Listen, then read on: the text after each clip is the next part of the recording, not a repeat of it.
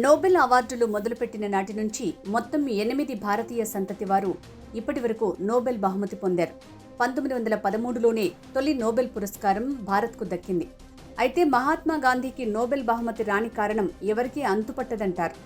మహాత్ముని పేరు 4 సార్లు ప్రతిపాదించినప్పటికీ నోబెల్ అవార్డు దక్కకపోవటం చర్చనీయాంశంగా మారింది. ఇప్పటివరకు భారత్కు 8 సార్లు నోబెల్ పురస్కారాలు దక్కాయి. మొదటిసారిగా 1913లో గీతాంజలి రచయిత రవీంద్రనాథ్ ఠాగూర్ ఈ పురస్కారాన్ని పొందారు.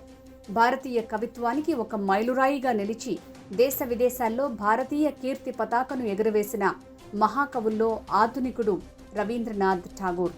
ప్రపంచంలో ఒకే కవి రాసిన 2 గీతాలను 2 దేశాలు తమ జాతీయ గీతాలుగా చేసుకున్న ఘనత మహాకవి రవీంద్రనాథ్ ఠాగూర్కి దక్కింది. భారత, బంగ్లాదేశ్ రెండింటికి ఆయన గీతాలే జాతీయ గీతాలు. అంతేకాకుండా తన కవితా సంపుటం గీతాంజలికి 1913 సంవత్సరపు సాహిత్యంలో నోబెల్ బహుమతి పొంది భారత కీర్తి బావుటాను ఎగురవేశారు. విజ్ఞాన శాస్త్రంలో ఘనత చాటుకున్న సర్ సివి రామన్ను 1930లో నోబెల్ పురస్కారం వరించింది. నేటికి నాటికి విజ్ఞాన శాస్త్ర పరిశోధనలకు నోబెల్ బహుమతిని పొందిన మహామహుడు సర్ చంద్రశేఖర్ వెంకటరామన్ ఒక్కరే. వాల్తేరులో ఉన్న ఆంధ్ర విశ్వవిద్యాలయ కళాశాల శాస్త్ర సాంకేతిక శాఖ సంపూర్ణ అభివృద్ధిలో ఆయన నిర్మాణాత్మక పాత్ర పోషించారు. 1954లో భారత ప్రభుత్వం మొట్టమొదటిసారిగా దేశంలో అత్యుత్తమ బిరుదు భారతరత్నను ప్రవేశపెట్టి సర్వేపల్లి రాధాకృష్ణన్, చక్రవర్తుల రాజగోపాలాచారి, సివి రామన్కు ప్రదానం చేసింది. సంవత్సరపు శరీర ధర్మశాస్త్రం, వైద్య శాస్త్రానికి నోబెల్ బహుమతి గెలుచుకున్న ముగ్గురిలో భారతీయుడు హరగోవింద్ ఖురానా ఒకరు. 1968లో ప్రకటించిన నోబెల్ అవార్డుల జాబితాలో మిగిలిన 2 అమెరికాకు చెందినవారు. హరగోవింద్ ఖురానా అవిభక్త భారతదేశాన్ని బ్రిటిష్ ప్రభుత్వం వారు పరిపాలిస్తున్న కాలంలో పశ్చిమ పంజాబ్ రాష్ట్రంలోని రాయ్పూర్ గ్రామంలో హిందూ దంపతులకు జన్మించారు. బాగా పేద కుటుంబం అయిన ఖురానా తండ్రి కొడుకును బాగా చదివించాడు. 1945లో అప్పటి ప్రభుత్వ సహకారంతో ఇంగ్లాండ్కు వెళ్లి లివర్పూల్ విశ్వవిద్యాలయంలో పీహెచ్డీ చేసే అవకాశం లభించింది.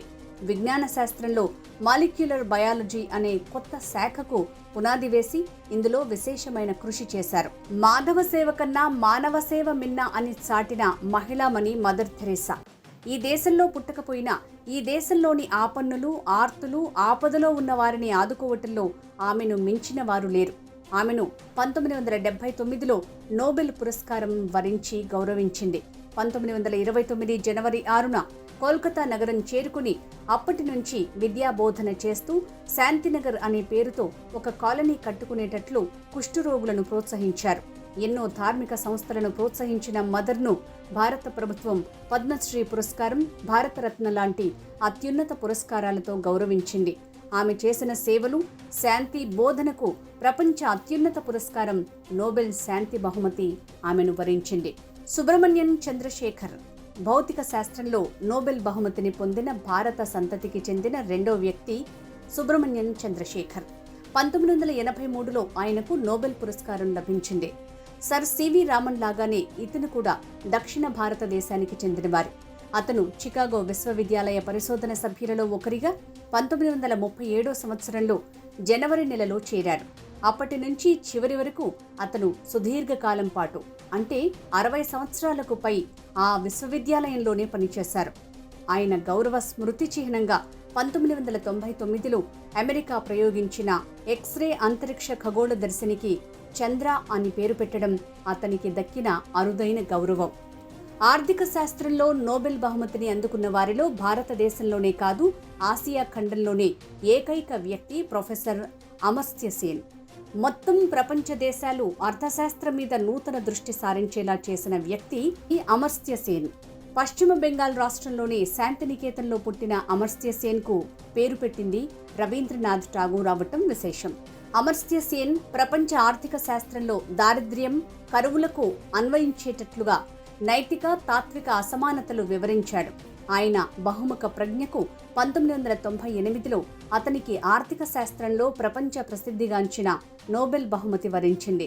అదే సంవత్సరం భారతదేశపు అత్యంత ప్రతిష్టాత్మక భారతరత్న బిరుదు ఇచ్చింది.